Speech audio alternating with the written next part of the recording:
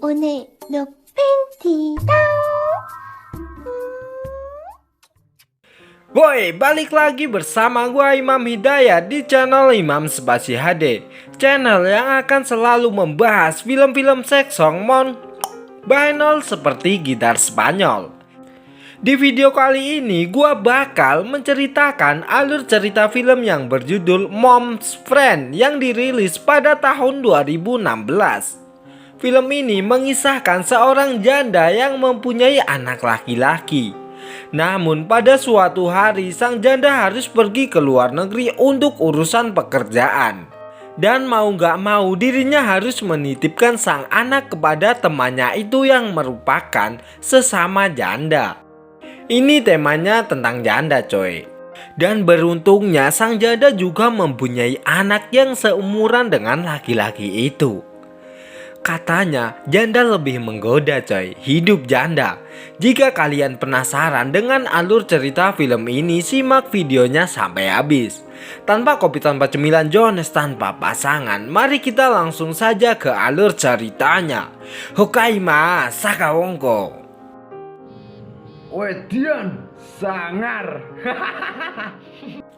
Film diawali dengan seorang laki-laki yang sedang menelpon kekasihnya. Ia bernama Suyong. Kekasihnya meminta agar Suyong melukis wajahnya yang imut, cantik, cetar, membahana. Suyong adalah seorang pelukis yang handal. Setelah selesai menelpon, Suyong pun bergegas untuk pergi ke rumah kekasihnya. Setelah sampai, Suyong pun bersiap-siap untuk melukis. Begitu pula dengan kekasihnya. Ia bernama Yuki. Yuki juga seorang model lukis yang terkenal. Setelah selesai melukis, kekasihnya pun meminta jatah untuk cangkul-mencangkul. Suyong yang notabene pria normal, gagah berani, ia pun langsung melibas goa lembab kekasihnya itu. Namun sang kekasih merasa tidak puas karena jagung manis milik Suyong cepat muncrat. Setelah selesai, Suyong pun pulang ke rumah. Sesampainya di rumah, ibunya pun mengatakan bahwa ia akan pergi ke luar negeri untuk mengurus bisnisnya. Diceritakan ibu Suyong adalah seorang janda kembang. Dan sementara ibunya di luar negeri, Suyong akan dititipkan kepada teman ibunya yang sesama janda kembang. Tidak lama kemudian teman ibunya pun datang yang bernama Yumiko. Suyong sangat senang, bahagia, gembira tak terbendung setelah mengetahui bahwa orang yang akan menjaga dirinya adalah seorang janda cantik, cetar, membahana. Kemudian terlihat ibunya pun mengobrol dengan Yumiko dan berterima kasih karena mau menjaga anaknya. Yumiko juga mengatakan bahwa dirinya akan menjaga Suyong dengan baik seperti menjaga anaknya sendiri.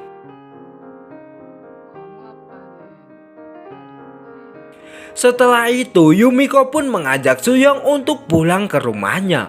Sesampainya di sana, Yumiko mengantarkan Suyong ke kamarnya. Yumiko juga mengatakan jika Suyong membutuhkan sesuatu, jangan segan untuk memanggilnya.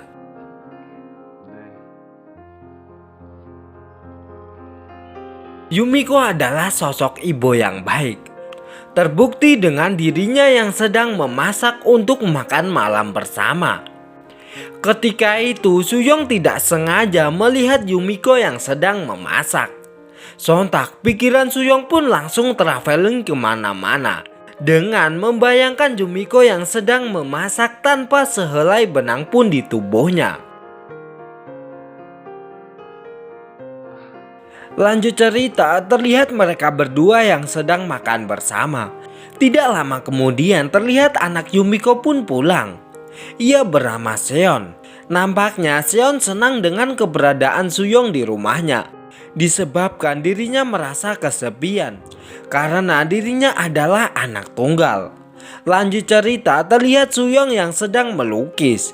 Tiba-tiba Seon pun datang dan langsung melepaskan pakaiannya dan mengajak Suyong untuk cangkul-mencangkul. Namun gobloknya, Suyong malah menolak dan pergi dari kamarnya. ketika Suyong sedang mengambil minuman, dirinya mendengar suara pemersatu bangsa. Dan ketika dirinya melihat, ternyata itu adalah suara Yumiko yang sedang olahraga satu jari. Hal itu membuat jagung manis milik Suyong pun langsung berontak dan langsung menancapkan jagung manisnya ke goa lembab milik Yumiko. Keesokan harinya terlihat Suyong yang sedang melukis Yumiko. Setelah selesai, Yumiko pun melihat hasil lukisannya itu. Dan hal itu membuat pikiran Suyong traveling kemana-mana karena dirinya mencium aroma rambut dari Yumiko. Karena sudah merasa kepanasan, Suyong pun masuk ke dalam kamar dan melihat Seon yang sedang beres-beres. Hal itu membuat Seon kembali menggoda Suyong untuk cangkul-mencangkul. Dikarenakan pikiran Suyong sudah traveling kemana-mana sejak bersama Yumiko tadi, Suyong pun langsung mau dan menancapkan batang singkongnya ke gua lembab milik Seon dan langsung mencangkulnya di sebuah bangku. Sementara itu, Yumiko yang baru pulang bekerja, dirinya mendengar suara pemersatu bangsa dari kamar Suyong. Dan ternyata suara itu adalah suara Seon dan Suyong yang sedang cangkul-mencangkul. Hal itu membuat Yumiko terkaget-kaget dan terheran-heran. Setelah Suyong selesai mencangkul, Yumiko pun menghampiri Suyong. Suyong lalu menanyakan kenapa dirinya mencangkul anaknya. Anakku jangan dicangkul, aku saja yang dicangkul dan diobrak-abrik goanya. Sementara itu, Suyong menjelaskan bahwa dirinya sudah mencoba menolak ajakan dari Seon. Namun Seon terus memaksanya. Ya kalau udah dipaksa, langsung disikatlah boy. Suyong juga mengatakan bahwa dirinya lebih tertarik kepada Yumiko dibanding dengan anaknya. Karena sudah merasa rindu berat, akhirnya mereka pun bercangkul-cangkul di lahan yang tandus. Dari kejadian itu, Suyong dan Yumiko selalu melakukan cangkul-mencangkul ketika ada waktu dan ketika Seon sedang tidak ada di rumah. Bahkan Suyong sering memaksa walaupun Yumiko sedang tidak mau melakukannya. Suyong yang sudah rindu dengan kekasihnya, ia pun menghampiri ke rumah kekasihnya.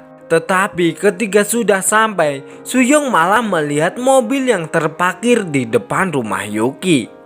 Dan ternyata Yuki sedang bercangkul-cangkul dengan seorang laki-laki buaya buntung. Yuki yang mengetahui kedatangan Suyong, dirinya langsung menyuruh selingkuhannya itu untuk pergi dari pintu samping. Di sisi lain, Suyong yang penasaran, dirinya langsung masuk ke dalam rumah kekasihnya itu. Beruntungnya, Yuki berhasil untuk membodohi kekasihnya itu, dan hubungan mereka pun tetap aman sentosa. Lanjut cerita, terlihat Suyong yang kembali pulang ke rumah. Dan dia pun disambut oleh Yumiko. Yumiko kemudian menyuruh Suyong untuk membangunkan Seon di kamarnya. Tetapi ketika Seon sudah terbangun, dirinya malah kembali mengajak Suyong untuk kembali melakukan cangkul-mencangkul. Dan Suyong pun langsung melibas goa lembab itu tanpa ampun. Malam harinya terlihat mereka bertiga yang sedang minum bersama. Tetapi Seon sudah mabuk duluan. Suyong yang sudah rindu akan goa lembab, dirinya langsung mengajak Yumiko untuk kembali melakukan cangkul-mencangkul di sofa. Namun Yumiko tidak mau karena dirinya takut kalau anaknya akan terbangun. Dan pada akhirnya mereka berdua pun langsung masuk ke dalam kamar dan langsung melakukan cangkul-mencangkul di goa yang lembab tanpa ampun.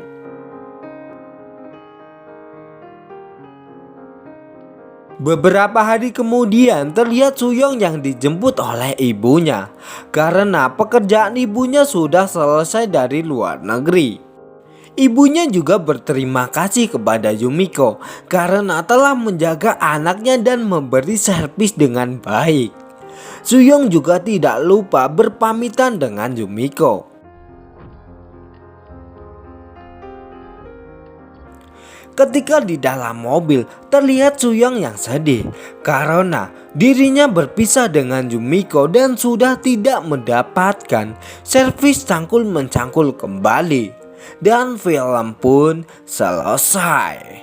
Dan pelajaran yang bisa kita ambil dari film ini adalah jangan pernah kamu mengkhianati pasanganmu jika kamu tidak mau dikhianati.